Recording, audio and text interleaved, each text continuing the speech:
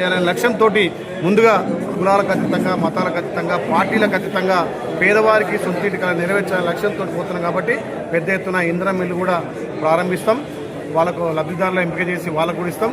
ఏదైతే గత సంవత్సరం శాంక్షన్ అయినటువంటి 3700 ఇళ్లకు తెలంగాణలో మొదటగా ఇందిరమ్మ ఇల్లు పూర్తి చేయడంలో ఇలా ఆల్రెడీ నెంబర్లో ఉంచింది. దీనికి సహకరించిన కలెక్టర్ కానీ, జేసీ కానీ, ఆర్డీఓలకు, డీ అందరికీ కూడా పేరు పేరున ధన్యవాదాలు తెలియజేస్తూ ఇంకా ఎంతమందికి అర్హులు ఉంటే అంతమందికి ఇందిరమ్మ ఇల్లు ఇచ్చే కార్యక్రమం మేము ముందుకు తీసుకుపోతున్నాం. ఆలేరు మున్సిపాలిటీని, యారుట మున్సిపాలిటీని తెలంగాణలో నెంబర్ 1 ఉంచే విధంగా ఎక్కువ నిధులు తెచ్చి అభివృద్ధి చేస్తామని చెప్పి మాటిస్తూ రైతన్నలు ఈ వడ్ల కొనుగోలు సెంటర్లను ఉపయోగించుకొని మీరు నాణ్యమైన ధర తీసుకోవాలి.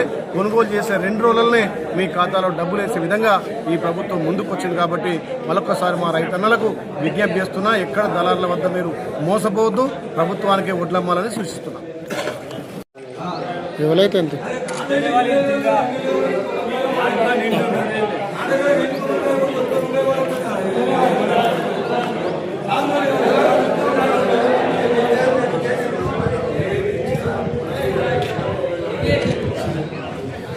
వచ్చింది.